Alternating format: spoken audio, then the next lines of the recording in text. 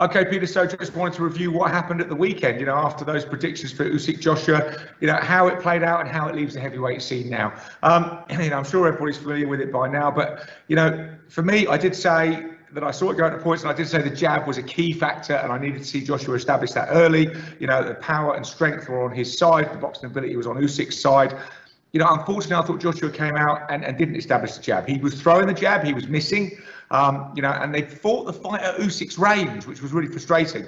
And the thing is, for me, what happened with Joshua, the jab didn't particularly work to keep the southpaw at bay. He was missing a lot to the head. Usyk's head is going like this all the time. He didn't then target the body with the jab, or just adapt. And that was the key to this fight, was the adaption that Usyk could put in place, when Joshua had that brief mid-round ascendancy, and the lack of adaptation really from Joshua to what was in front of him. And like I say, that jab was the key. That wasn't really working to start with, and then Usyk was obviously boxing brilliant in the first few rounds, and that was the turnaround in the fight that I wasn't expecting, was that Usyk was going to really dominate the first few rounds. Joshua in the middle rounds was going to come back a bit, which is when he usually flags, and then Usyk was going to pick it up in the later rounds.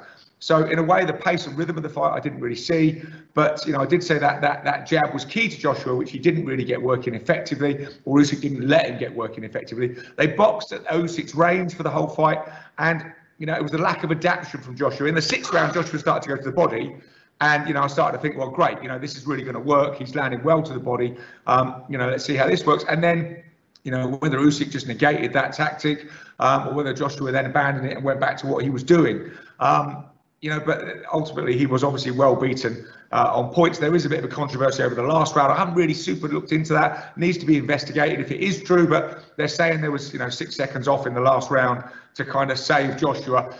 It could have been that the TV clock was out with the timekeeper's clock, because if you'll notice at the start of the round, the referee gets them together to touch gloves. Maybe the timekeeper already started and the TV clock didn't start until after that. Either way, interestingly, Usyk seemed to have that massive push at the end of the last round to kind of put it well beyond doubt. Joshua fell back on the ropes, almost helpless, hands down. And if you notice, Usyk kind of steps back for the last few seconds, steps back.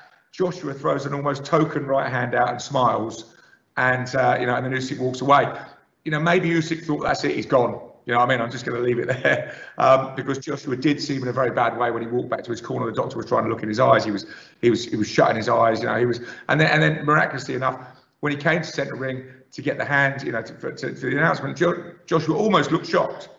And that was the one reason I did go for Joshua on points in this round, is I thought that close rounds were going to go to Joshua. In my opinion, it was a matchroom show. There were 60,000 Joshua fans in attendance. The Fury fight is hanging out there with millions and millions of pounds hanging off it. So I thought, for all these reasons, not direct corruption at all, I'm a legend at all, but I just thought in close rounds, Joshua is going to get the nod. And we saw what happened with Campbell Hatton early doors. The house fighter definitely got the rub of the green, is the kindest thing I can say. So, I was slightly worried about that, but Usyk did put it beyond doubt. They weren't close rounds. The Usyk rounds, the rounds that Usyk won, he clearly won. So, thankfully there was no controversy there. And I just felt that there was a lack of, as I've already said, adaptation from Joshua. And in a way, Joshua doesn't really know what he is, was how I felt about the fight. I think the Andy Ruiz fight shattered his confidence. Absolutely shattered his confidence. Understandably, he went straight back into the rematch, and okay, he won that rematch. But let's be honest, he didn't look amazing. He looked worried. He looked worried about exchanges with Ruiz. He kept it long, and at the time, we said he did what he needed to do to get the win, and that was all that was important. But he didn't look devastating. He didn't look, as he has throughout his career, really up to the Ruiz fight, look like that devastating, intimidating puncher. Then we had Kubrat Pulev. And again, Joshua looked worried when Pulev got closer. And let's face it, Pulev was an old man. He was 40, wasn't particularly dangerous on the heavyweight scene. He was there to make Joshua look good. And Joshua did stop him in the 9th round with a lovely uppercut. But for a lot of the fight, Joshua looked very cautious. I felt his confidence was shattered. And then obviously coming into the Usyk fight off the back of that, again, he was boxing a master boxer. And he boxed him, and so he kind of boxed Usyk's fight to my game. To my understanding, and without that confidence to really go in there with the punches, I think as it started to unravel for him, he wasn't able to adapt. And this is what I come back to this thing. I'm not sure Joshua knows who he is.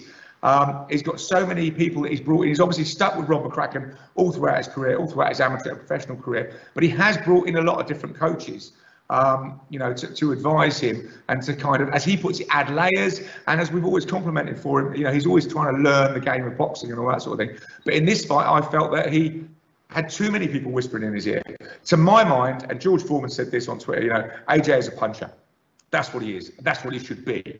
You know, and he should have gone out there hunting for Usyk, should have pressured him, should have thrown those big shots. I know hindsight is a really easy thing, but he tried to box with a master boxer and he got outboxed. Surprise.